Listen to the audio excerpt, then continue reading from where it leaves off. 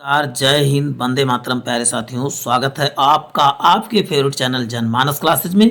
आज आपके उत्तर प्रदेश की शिक्षा और संस्कृति की चर्चा करने वाला हूं। उत्तर प्रदेश स्पेशल के अंतर्गत आपको बता दूं, 8 से 10 टॉपिक पहले ही चैनल पे अपलोड हैं। 2 या 3 करीब पहले पेपर में मैंने तो 7 टॉपिक क्लियर किए हैं।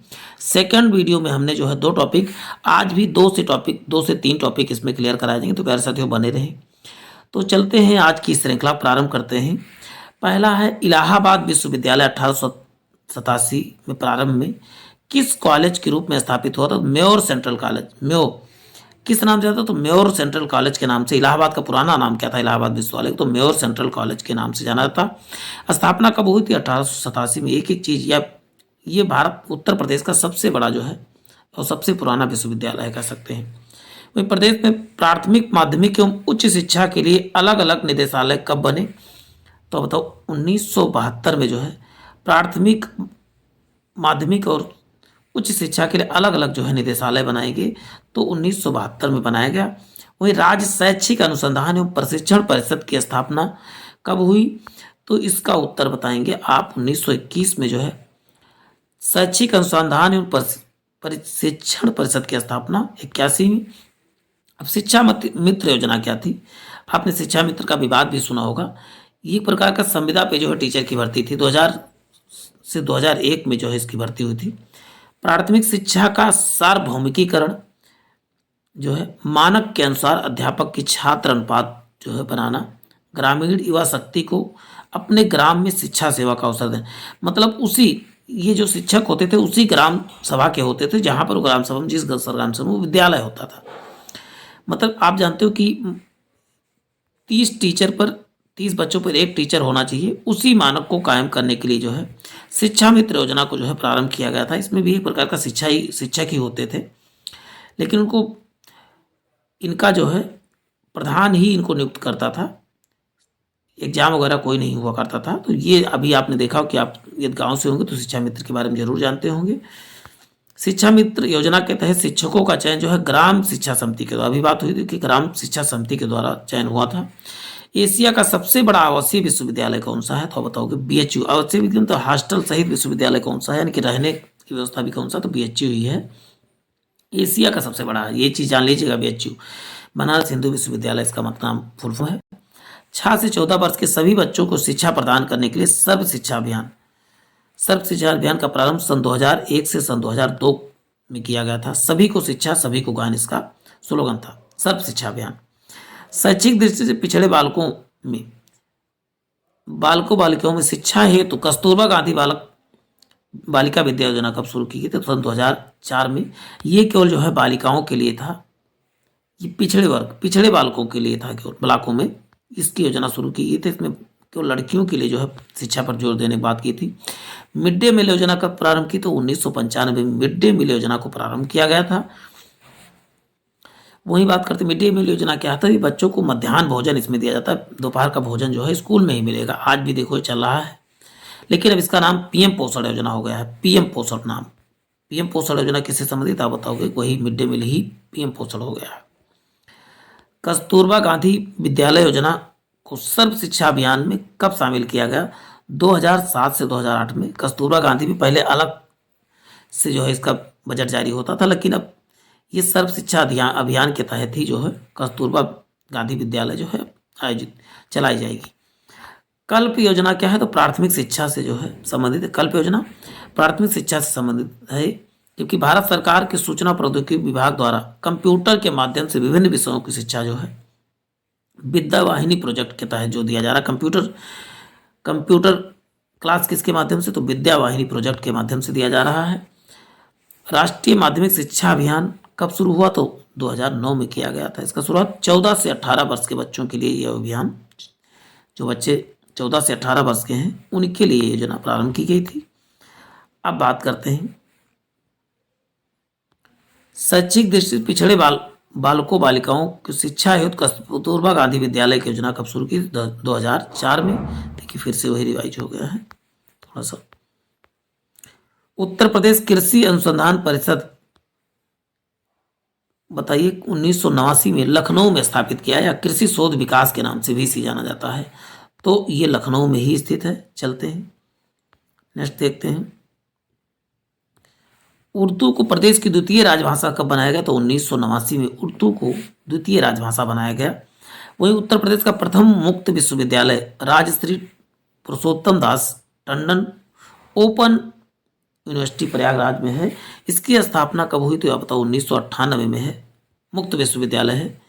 ये चीज़ यहाँ कोई जरूरी नहीं कि आप डेली पढ़ने जाएं, आप जो है दूरस्थ शिक्षा भी इसके द्वारा ग्रहण कर सकते हैं कहीं पर भी और किसी भी स्तर पर आप एडमिशन ले सकते हैं, इसीलिए इसको ओपन यूनिवर्सिटी नाम जाता है। उत्तर प्रदेश हिंदी संस्थान की स्थापना आप बताओगे लखनऊ में है।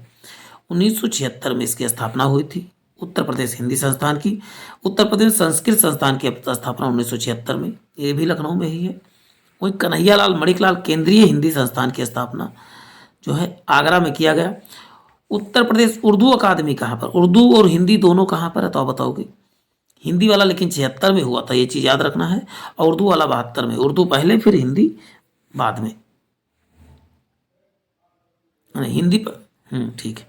उत्तर उत्तर उर्दू प्रशिक्षण एवं अनुसंधान केंद्र कहाँ? तो उर्दू और हिंदी दोनों वाला लखनऊ में ही है।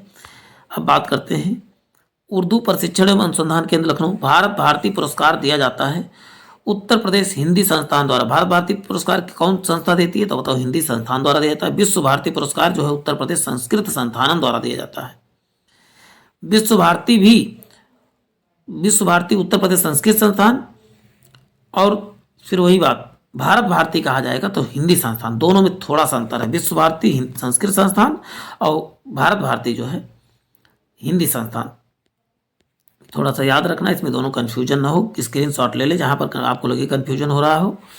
बनारस हिंदू विश्वविद्यालय का शिलान्यास जो है 1916 में पंडित मदन मोहन मालवीय जी ने किया था। अब बात करते हैं भारत का प्रथम विकलांग विश्वविद्यालय जो है जगत गुरु राम भट्टाचार्य विकलांग विश्वविद्यालय चित्रकूट में। प्रथम विकलांग विश्वविद्यालय कहाँ पर है? तो आप बताओगे ये चित्रकूट में स्थित है। क्या नाम है? जगत गुरु राम भट्टाचार्य। ये कई बार पूछा गया है, चित्रकूट डायरेक्ट कहाँ पूछा कि प्रथम विश्वविद्यालय विकलांग वाला कहाँ? तो चित्रकूट में है। वैसे आप जानते हैं लखनऊ में भी विकलांग विश्वविद्यालय खोल चुका है। भारतीय भाषाओं शकुंतला के नाम से है। भारतीय भाषाओं की रक्षा एवं विकास हेतु जो है हिंदुस्तानी एकेडमी कहाँ पर? तो प्रयागराज में। कब स्थापित हो? 1927। करते हैं उत्तर प्रदेश के जो है सामान्य केंद्रीय विद्यालय कितनी संख्या कितनी है? आप बताओगे 4 है। पहला है बनारस हिंदू विश्वविद्यालय वाराणसी में। दूसरा है AMU यानी अलीगढ़ मुस्लिम यूनिवर्सिटी, अलीगढ़ में ही है। और तीसरा है भीमराव अंबेडकर यूनिवर्सिटी, ये कहाँ है? तो आप बताओगे लखनऊ में है। और वहीं चौथा है AU यानी कि इलाहाबाद यूनिवर्सिटी प्रयागराज में है। तो टोटल 4 यूनिवर्सिटी हैं। और वहीं विशेष यूनिवर्सिटी है ना कि वहाँ पर विशेष शिक्षा दी जाती है। कौन कौन से हैं? तो बताओगे विशेष केंद्रीय विद्यालय रानी लक्ष्मीबाई केंद्रीय, वहीं कृषि विश्वविद्यालय या इसी नाम से जाना जाता है। तो आप बताओगे ये झांसी में है। और कब स्थापित हुआ? सन 2014 में। वहीं दूसरा बात करते हैं राजीव गांधी राष्ट्रीय विमानन विश्वविद्यालय रायबरेली। दोनों को नाम याद रखें, 2 विश्वविद्यालय, 2 विशेष विद्यालय और 4 जो है केंद्रीय विद्यालय हैं। वैसे बात लखनऊ विश्वविद्यालय को भी जो है केंद्रीय विद्यालय दर्जा देने की बात हो, लेकिन अभी कब हो ऐसा कोई पता नहीं। केंद्रीय उच्च तिब्बती शिक्षा संस्थान कहाँ? तो सारनाथ वाराणसी में है। वहीं आरोग्य व कल्याण पत्रिका का प्रकाशक कहाँ पर होता है? तो आप बताओगे देखिए गोरखपुर वाला एक कल्याण पत्रिका तो कई बार पूछा गया, लेकिन इसके साथ साथ अब आरोग्य भी, आप कुछ लोगों ने तो कल्याण याद कर लिया होगा लेकिन आरोग्य भी इसके साथ साथ याद कर लेते हैं तो ज़्यादा अच्छा रहेगा। प्रथम समाचार पत्र कौन सा था? उदंत मार्तंड के संस्थापक कौन थे? तो जुगल किशोर। कहाँ के निवासी थे? तो बताओगे जुगल किशोर शर्मा जो है ये जो है कानपुर के निवासी थे। वही तो निकलने वाला प्रथम हिंदी पत्र कौन था? हिंदी पत्र आप जानते हो बनारस अखबार था।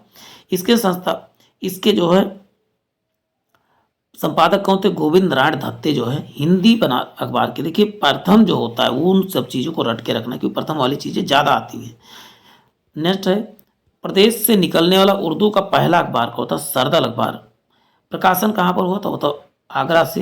कब? 1846 में हुआ था। हिंदी का प्रतिष्ठित पत्रिका सरस्वती का प्रकाशन कहाँ पर होता? तो बताओगे प्रयागराज से हुआ था। विकलांगों को प्राविधिक शिक्षा के उद्देश्य से doctor Ambedkar institute of technology for handicap की स्थापना कहाँ पर की? तो कानपुर में की गई थी।